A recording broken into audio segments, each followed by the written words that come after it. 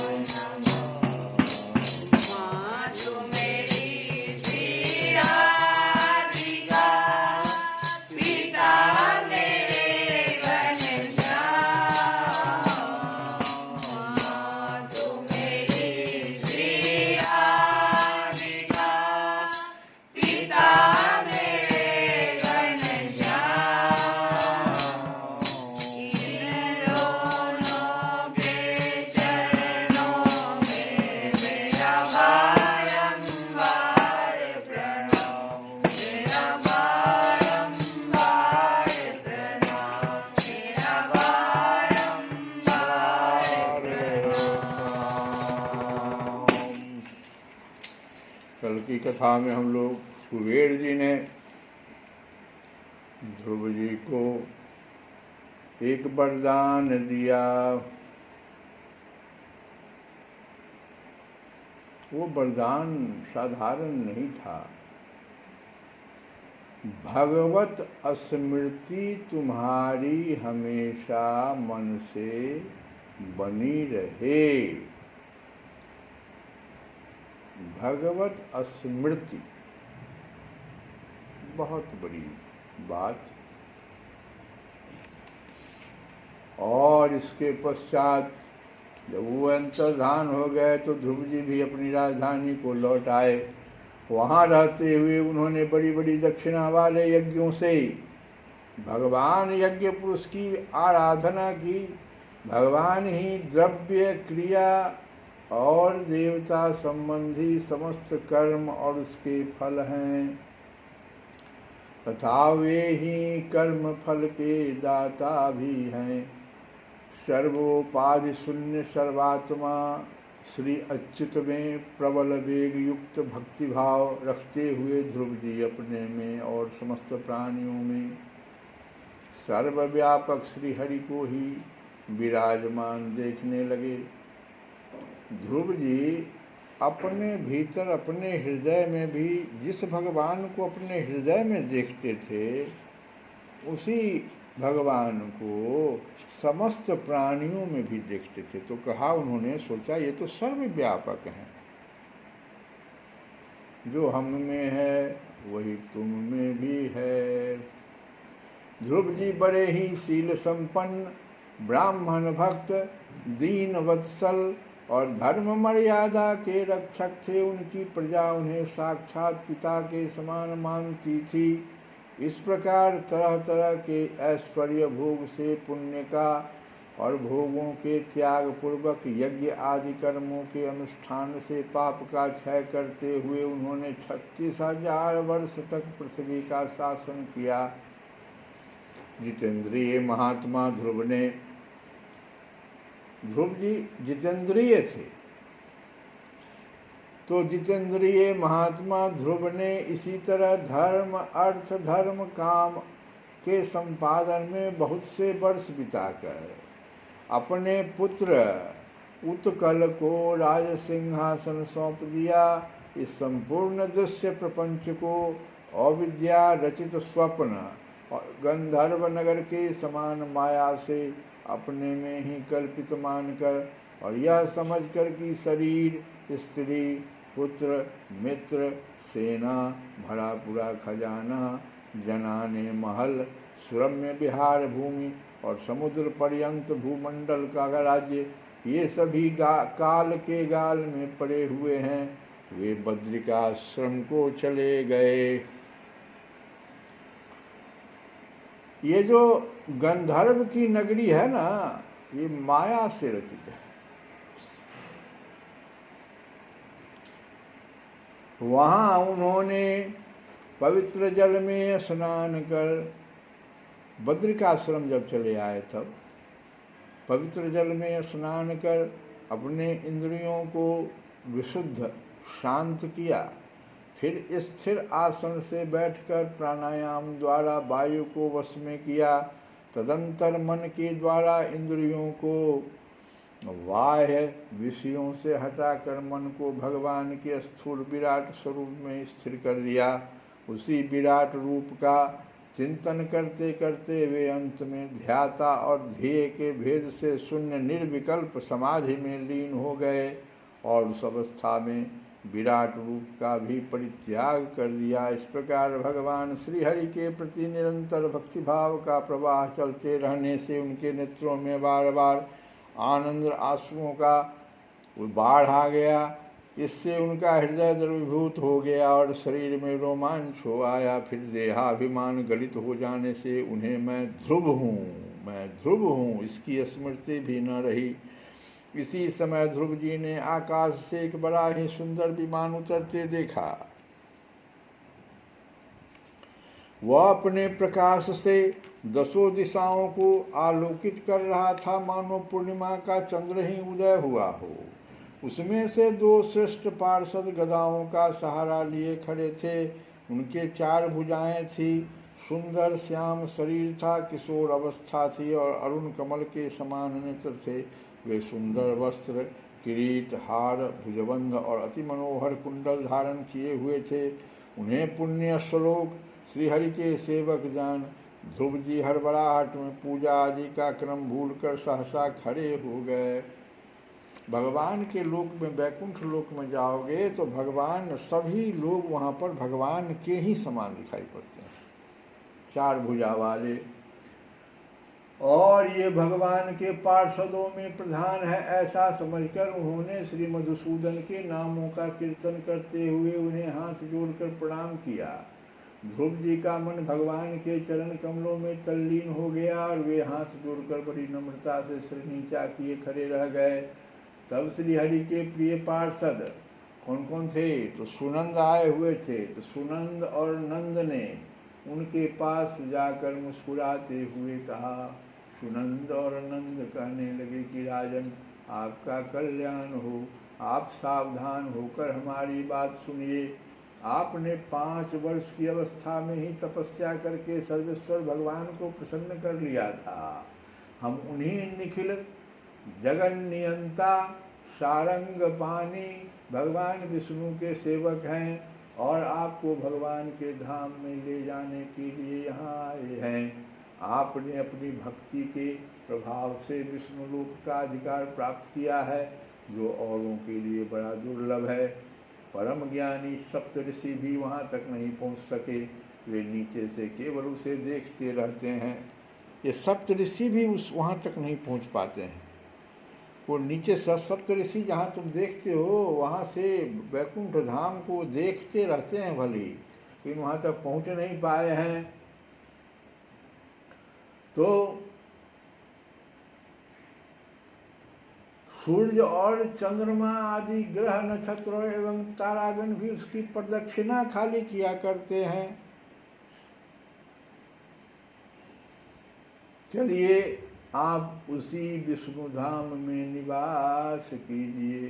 प्रियवर, आज तक आपके पूर्वज था और कोई भी उस पद पर कभी नहीं पहुंच सके।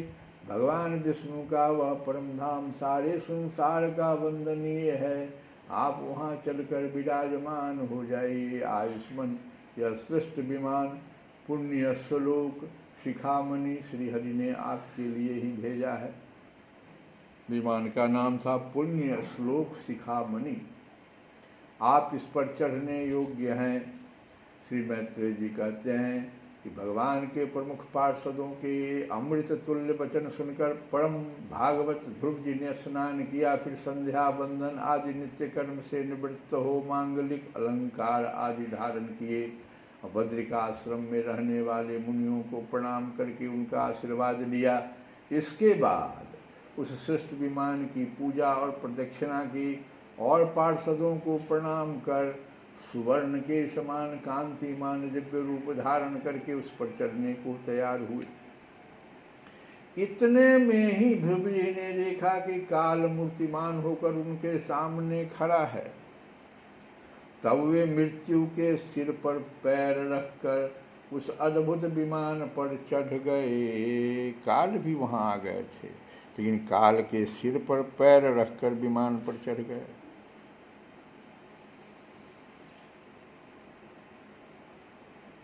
उस समय आकाश में दुदुम्भी, मृदंग और ढोल आदि बाजे बजने लगे।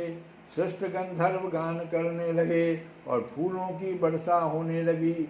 विमान पर बैठकर ध्रुव जी ज्यों ही भगवान के धाम को जाने के लिए तैयार हुए, त्यों ही उन्हें अपनी माता सुनीति का स्मरण हो आया। वे सोचने लगे, क्या मैं बेचारी माता को छोड़कर अकेला ही दुर्लभ वैकुंठ धाम को जाऊंगा। नंद और सुनंद ने ध्रुव के हृदय की बात जानकर उन्हें दिखलाया कि देवी सुनीति आगे आगे दूसरे विमान पर जा रही हैं। उन्होंने क्रमशः सूर्य आदि सभी ग्रह देखे। मार्ग में जहाँ तहाँ विमानों पर बैठे हुए देवता उनकी प्रशंसा करते हुए फूलों की वर्षा करते जाते थे। उस दिव्य विमान पर बैठकर ध्रुव जी त्रिलोकी को पार कर सप्त ऋषि मंडल से भी ऊपर। ध्यान दो विज्ञान के विद्यार्थियों, सूर्य आदि जितने भी ग्रह हैं उन सबको रास्ते में उन्होंने देखा। उससे आगे जब बढ़े तो देवता लोग जो उन पर फूलों की वर्षा करते जाते थे, उससे आगे बढ़े तो सप्त ऋषि मंडल, उसके भी ऊपर भगवान विष्णु के नित्य धाम में पहुँचे। इस प्रकार उन्होंने अविचल गति प्राप्त की। यह दिव्य धाम अपने ही प्रकाश से प्रकाशित है, वहाँ कोई सूर्य नहीं है। वह धाम जो है अपने ही प्रकाश से प्रकाशित है। इसी के प्रकाश से तीनों लोक प्रकाशित होते हैं। आज सूर्य भी जो प्रकाशित है उन्हीं के प्रकाश से सूर्य भी प्रकाशित। इसमें जीवों पर निर्दयता करने वाले पुरुष नहीं जा सकते। यहाँ तो उन्हीं की पहुँच होती है जो दिन रात प्राणियों के कल्याण के लिए शुभ कर्म ही करते रहते हैं, जो शांत, समदर्शी, शुद्ध और सब प्राणियों को प्रसन्न रखने वाले हैं तथा भगवत भक्तों को ही अपना एकमात्र सच्चा सुहृद मानते हैं। ऐसे लोग सुगमता से ही इस भगवत धाम को प्राप्त कर लेते हैं। इस प्रकार उत्तानपाद के पुत्र भगवत परायण श्री ध्रुव जी तीनों लोकों के ऊपर उसकी निर्मल चूड़ामणि के समान विराजमान हुए। कुरुनंदन जिस प्रकार दाएं चलाने के समय खंभे के चारों ओर बैल घूमते हैं, उसी प्रकार यह गंभीर वेग वाला ज्योति चक्र उस अविनाशी लोक के आश्रय ही निरंतर घूमता रहता है। उसकी महिमा देखकर देवर्षि नारद ने प्रचेताओं की यज्ञशाला में वीणा बजाकर ये 3 श्लोक गाए थे।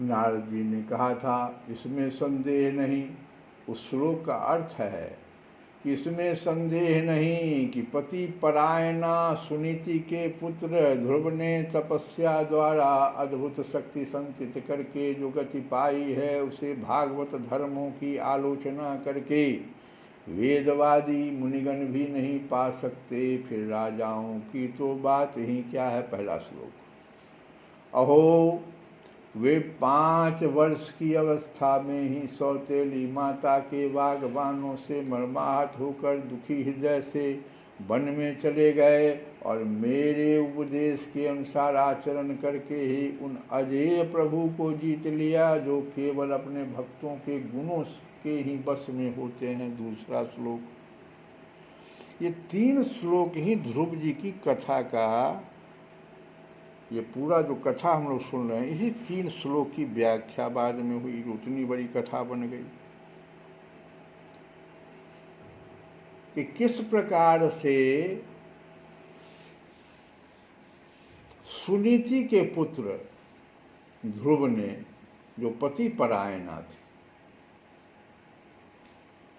अद्भुत शक्ति संचित किया। दूसरे श्लोक में वो अवस्था उनकी उस समय सिर्फ 5 वर्ष की थी और सौतेली माता के वागवानों से मर्माहत होकर दुखी हृदय से वन में चले गए थे और मेरे उपदेश के कारण, माने गुरु की आवश्यकता भी बतलाई उन्होंने, सदगुरु की, परम गुरु की। और तीसरे श्लोक में कहते हैं, ध्रुव जी ने तो 5-6 वर्ष की अवस्था में कुछ दिनों की तपस्या से ही भगवान को प्रसन्न करके उनका परम पद प्राप्त कर लिया, किंतु उनके अधिकृत किए हुए इस पद को भूमंडल में कोई दूसरा क्षत्रिय क्या वर्षों तक तपस्या करके भी नहीं भी पा सकता है। प्रश्न कर दिए तीसरे श्लोक में। तीसरे श्लोक में वो कह रहे हैं कि जो चीज ध्रुव जी ने 5-6 वर्षों की अवस्था में तपस्या करके भगवान को प्रसन्न करके परम पद प्राप्त किया, क्या उस पद को भूमंडल में कोई दूसरा क्षत्रिय क्या वर्षों तक तपस्या करके भी पा सकता है? सभी को चैलेंज है। तो क्यों नहीं पा सकता है? तुलसी बाबा ने ये जो शरीर धारण हमने कर लिया है, यही कारण है उसका कि शरीर जो धारण है, हमारा शरीर मुख्य रूप से इसका कारण है, जो सिर्फ विकारों से भरा हुआ है। सुनहु राम रघुवीर गोसाई, सुनहु राम रघुवीर, सुनहु राम रघुवीर गोसाई, सुनहु राम रघुवीर गोसाई। छोटा सा चावल दाल और तरकारी मांगने के लिए जोर से चिल्लाते हो, और भगवान से हम कह रहे सुनहु राम रघुवीर गोसाई, सुनहु राम रघुवीर गोसाई। क्या चीज सुनिए? मन अनीति मत, मन अनीति रत मेरो, मन अनीति रत मेरो, निस दिन फिरत अनेरो, निस दिन फिरत अनेरो, निस दिन फिरत अनेरो। शासन काहू केरो, शासन काहू केरो, शासन काहू केरो। मानत नाही निगम अनुशासन, मानत नाही निगम अनुशासन, मानत नाही निगम, अनुशासन। जहाँ सत्संग कथा माधव की, जहाँ सत्संग कथा माधव के, सपन हूँ करतन फेरो, सपन हूँ करतन फेरो। मन अनीति रत मेरो, मन अनीति रत मेरो। कितना हम में अवगुण है, कितना गिना दिया। लोभ मोह मद काम को है रथ, लोभ मोह मद काम को है, अतिन सौ प्रेम घनेरो, मन अनीति रत मेरो, मन अनीति रत मेरो। परगुण सुनत दाह, परदूषण सुनत हरख बहुतेरो, आप पाप को नगर बसावत, सही न सकत परखेरो, मन अनीति रत मेरो, निस दिन फिरत अनेरो। ओ त्रासन काहू केरो, त्रासन काहू केरो।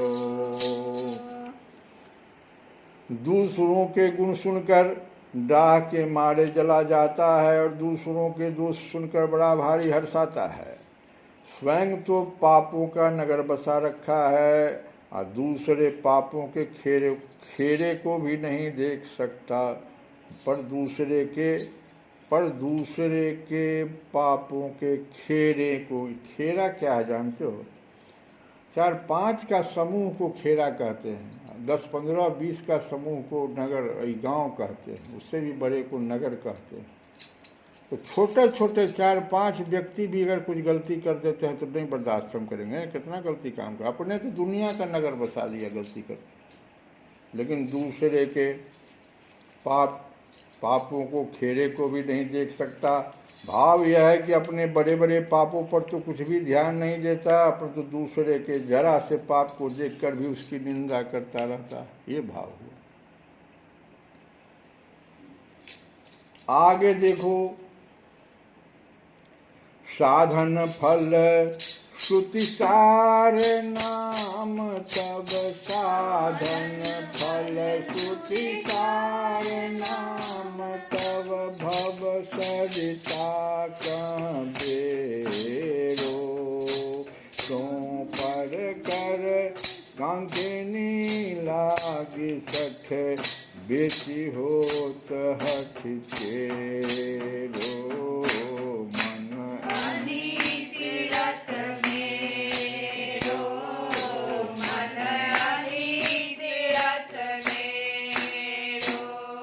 आपका राम नाम सारे साधनों का फल है, वेदों का सार है, और संसार रूपी नदी से पार पाने जाने का बेड़ा है।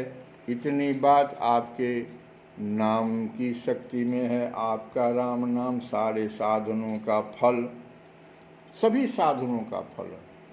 भगवान नाम वेदों का यह सार है, और संसार रूपी नदी से पार जाने के लिए बेड़ा है। ऐसे राम नाम को यह दुष्ट जो है, मन को दुष्ट कर रहे हैं यहाँ पर, यह दुष्ट दूसरे के हाथ में कौड़ी कौड़ी के लिए बेचता हुआ और जबरदस्ती उनका गुलाम बनता फिरता है। भगवान नाम को भी बेच देता है 4, 5, 10, 20, 50 रुपए के। ये तो मेरा मन है।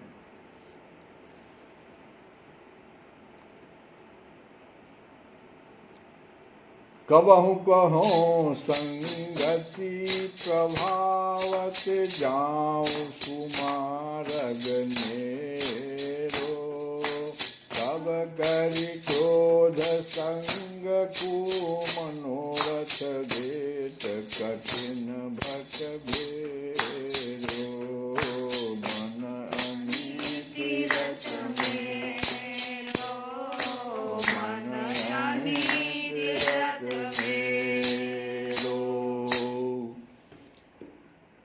यदि कभी सत्संग के प्रभाव से भगवत के मार्ग के समीप जाता भी है, मान लो कभी गया, सत्संग भी सुना, और थोड़ी देर के लिए अगर भगवत मार्ग में जाता भी है, तो विषयों को की आसक्ति उभर कर मन को तुरंत सांसारिक बुरी कामना रूपी गड्ढे में धक्का दे देती है। ये मन तो इतना है मजबूत, बार बार ये विषयों की ओर गड्ढे में धकेल देता है, ऊर्ध्वगति को अधोगति की ओर ले जाता है। आई कहो दीन मलिन हीन मति विपति जाल अति तापर सही न जाए करुणा निधि मन को सह डरे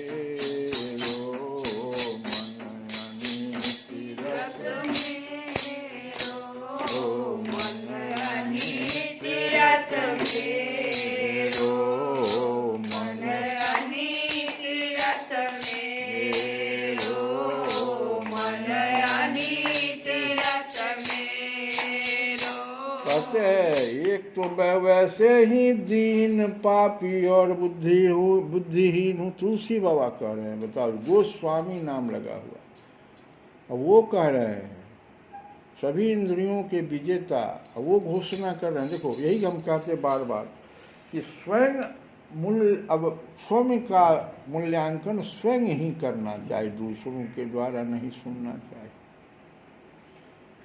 कहते हैं कि एक तो मैं वैसे ही दीन, पापी और बुद्धिहीन हूँ। दीन माने रुपया पैसा से दीन नहीं, आपके नाम रूपी जो खजाना उतना तक मेरे पास नहीं पहुँच, उतना नहीं है मेरे पास। हमसे ऊपर बहुत लोग हैं जो बहुत भर लिए हैं, दीन हूँ इसलिए। उतनी कृपा मुझे नहीं प्राप्त हुई जितनी हमारे गुरुवर को भी प्राप्त हो गई है। दीन हूँ, पापी हूँ और बुद्धिहीन हूँ, तथा विपत्तियों के जाल में खूब फंसा पड़ा हूँ। अतिश पर हे करुणा निधि, इतना तो हमारे साथ हो ही रहा है, इसके ऊपर भी ये मन जो है, मन के इस असह धक्के को मैं कैसे सह सकता हूँ। ये जो धक्का बार बार दे देता है कि नीचे की ओर जाओ, विषयों में फंसो, धकेलता है। मन अनीति रस मेरो, मन अनीति रस मेरो, मन अनीति रस मेरो। हारी पड़ियो। अब तुलसी बाबा अंत में जब इतना तब कह दिए ना, तब तुलसी बाबा एकदम सरेंडर, शरणागति हो गए। कहते हारी पड़ियो करी जतन बहुत विधि। द्रौपदी की तरह ये द्रौपदी की स्थिति हो गई। अब सारी उड़ी सब छोड़ दिया। बहुत पहले तो बहुत संभालने की कोशिश करती थी, रोकती थी, हारी पड़ी और सब जतन छोड़ दिया। हारी पड़ो करी जतन बहुत विधि, ताते कहत सबेरो। अब द्रौपदी भगवान का नाम लेने लगी, ताते कहत सबेरो, ताते कहत सबेरो। हारी पड़ो करी जतन बहुत विधि, ताते कहत सबेरो। तुलसीदास यह दास मिटे, जब हृदय करहूँ तुम ढेरो, हृदय करहूँ तुम ढेरो। मन अनीति रस मेरो, मन अनीति रस मेरो। श्री कृष्ण गोविंद हरे मुरारे, हे नाथ नाथ।